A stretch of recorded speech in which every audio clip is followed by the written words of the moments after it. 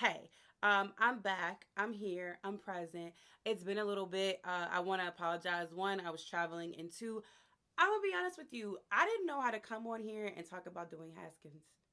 I didn't know how to do that. So I waited a little bit, and the NBA playoffs has started. So we have plenty of things to talk about because that was gonna be a really hard topic for me to talk about. So let's get into it. I appreciate you guys sticking with me in my absence, but let's go. Come on, you you know. Come on, stop acting shy. Let's go. Um, yeah, we're a week removed from the tragic. I mean, it's just tragic passing of Dwayne Haskins, and and then there's still a whole other roller coaster of emotions with. He has a bunch of services coming up. He has services in Pittsburgh. He has services in Jersey. He has a visual at his high school, and it's going to be an emotional ride for everybody, his family, his friends, his colleagues, his former colleagues. It's tragic. It is tragic. And like I said in the beginning, it just took me off of my feet. It really took me like a day to kind of grasp what was happening because it was just so like boom bam in your face, and just so unfortunate.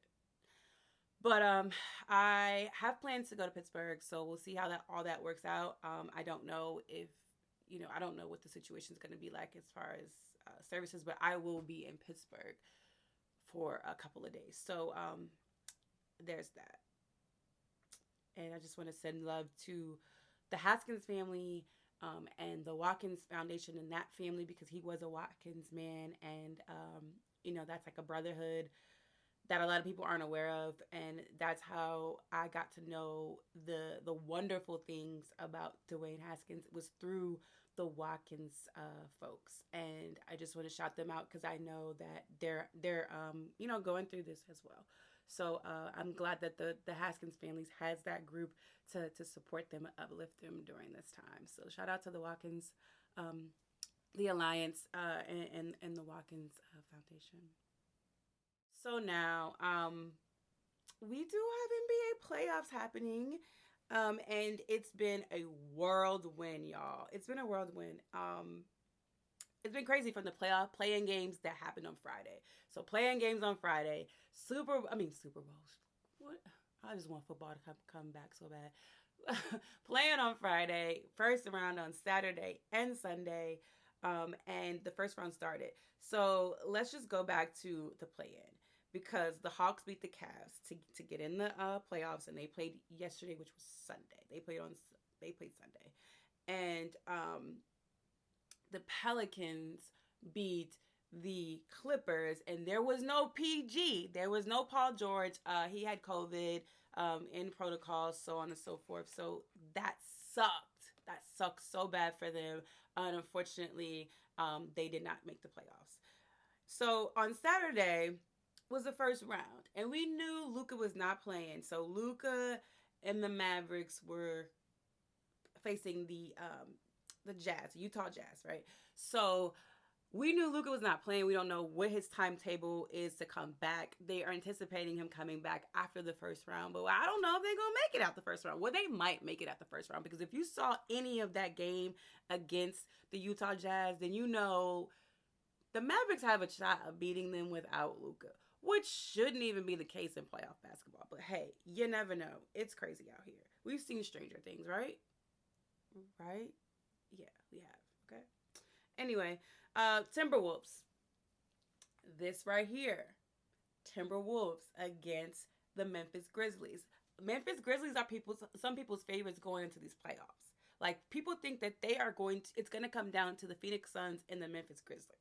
Well, let me tell you, if they don't get past the Timberwolves in this next game, I don't think it's going to happen because the way the Timberwolves like John Morant is John Morant. John Morant was John Moranting. And I had a problem with the many times that man touched the floor. I mean, I was like, what is happening? Why is he constantly hitting the ground like this? It's not good. It's not safe. I don't like seeing it. So they need to keep him upright and they need to figure out, yes, he's who he is, but they were winning without him. So they need to figure out how to play team ball with him on the floor. or they can kiss this goodbye. Um, that's I'm rooting for them, but they gotta get it together. They gotta figure it out fast. They don't have much time. They need to figure it out. 76ers and Raptors. Um, Maxi. I've said this recently that Maxi's going to have to be the number two star on the team for Joel Embiid if they want to succeed. They want to tell me that James Harden is the facilitator and make it Maxi. I don't care how it gets done. I don't care.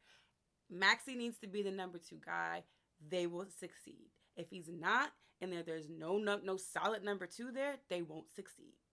I don't care if James Harden got to just bag up the trash and put it on the curb. I don't care.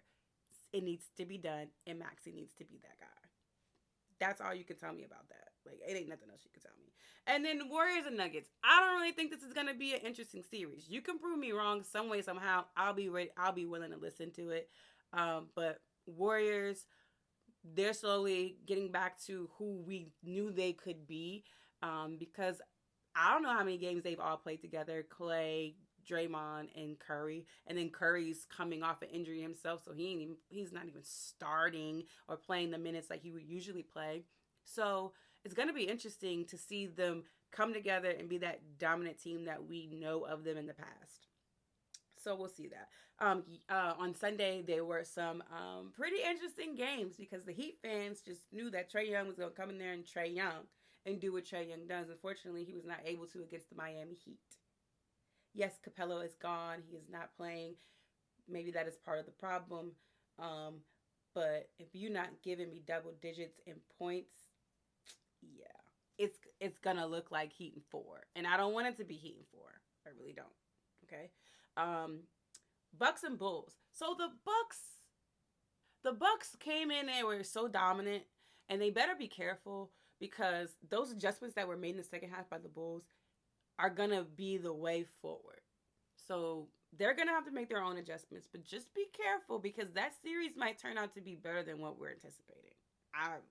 That's just my personal opinion. Um, I don't think the Suns and Pelicans are gonna give us much of a show. I really don't. I would love a surprise.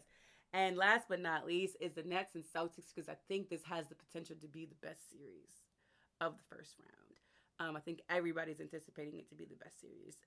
The Bucks and Bulls might give you a little run for the money. I ain't gonna hold you.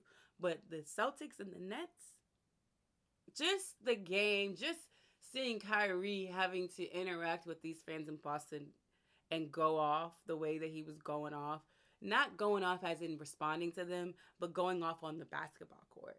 And then people trying to criticize Kevin Durant. Look, when you say someone's good at something or the best at something, you gotta expect criticism because they're gonna give that man some type of criticism.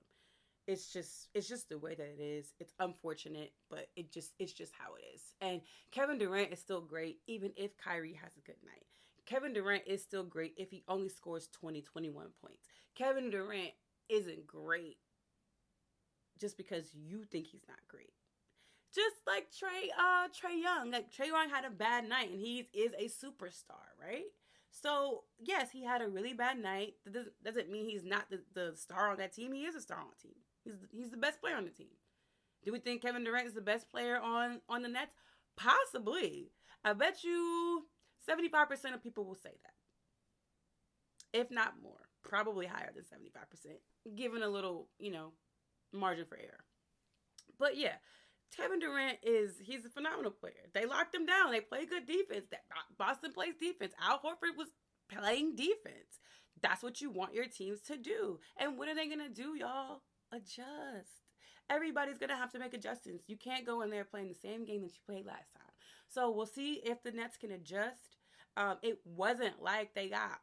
The way it seemed like the game was going, the Nets were down by a lot. But the actual score it wasn't a runaway game for anybody, especially the Celtics, and they seemed to be so dominant. Jason Tatum just went away in the fourth quarter. I don't know where he went. They were saying he was playing defense, but baby, I need you to continue to play the offense that you were playing all the other quarters. The first half, I need you to play that offense because the fourth quarter, that last second basket was pretty much all we heard from them. It was like, oh, Jaylen Brown.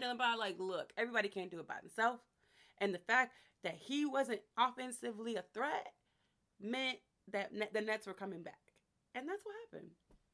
But I think it's going to be interesting going forward. They keep him quiet, then they've already figured out some of the formula. Keep him quiet. Keep him only playing defense. So yeah, that series, I don't know who's gonna win it. But a piece of me says Boston, a piece of me says Brooklyn. I'm on the fence about that one, but I'm so excited to see it. I think the Bulls, if they can stay dominant, they have the potential to knock off Giannis and Antetokounmpo and them. I said it, Antetokounmpo and them. Yeah, we'll see. I don't know. We'll see. But it's a joy. It's my favorite time of the year with the NBA. I used to think people were crazy when they'd be like, oh, I only watch NBA during the playoffs. I just thought they were lame. But me, I get it. Like, with football just taking so much of my energy and time and everything and effort, the NBA playoffs is the best time of year. You got to get this particular part. The first round. It's a game. It's multiple games every night, up until someone goes home, and I just love it. I don't like when it gets down to just like 4 teams because it's just slow, and I don't like it. But the first round is the best for me. It's so exciting. So we'll see what happens there, and I'm looking forward to it. It's playoffs. It's playoffs, baby. Okay, so let's talk a little bit about the USFL. I watched a little bit of it. I got a glimpse of it. I can't tell you everybody that I saw because I was watching it, but I was also watching old Steeler games because they were doing a highlight on like Najee Harris, and I was watching old Steeler footage. I ain't gonna lie to you, and it was beautiful. It was beautiful, and you know what? Let's talk about it real quick, guys. You guys like it? You guys like it? Okay, let's talk about it real quick. And I'm sitting there watching this Steelers offense, and I'm like, you know what? It was bad. Our offense was not good. And Mitchell Trubisky can do better than that. I know it. I feel it in my bones that Mitchell Trubisky can do better than what I saw. I was watching that Browns-Steelers game at the end of the season, Ben's last home game, and I know we could do better. I mean, Najee had more rushing yards than Ben had passing yards, and that ain't right. That ain't right. Shout out to Najee, but that ain't right. As a QB, that ain't right. It was cold, but it wasn't that damn cold. I was there, but unacceptable. So anyway, we'll get back to the USFL. Sorry, I had a moment, y'all. Okay. USFL, over the weekend.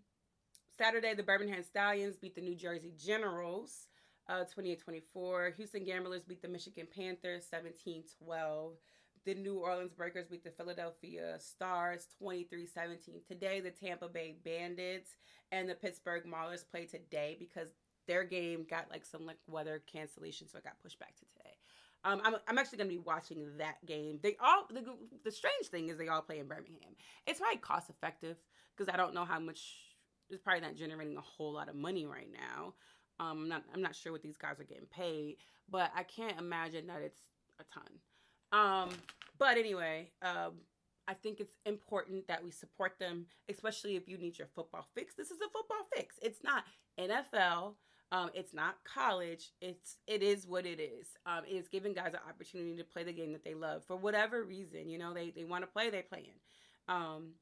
So I think it's good to support, and I will be supporting because I believe Eli Rogers is on the Tampa team, and he was on the Pittsburgh Steelers. So I'll be supporting them as much as I can today. The hardest part about it is the games come on during the NBA playoffs. That is your biggest competition. So if you love the NFL and you love the NBA, it's really hard to pick.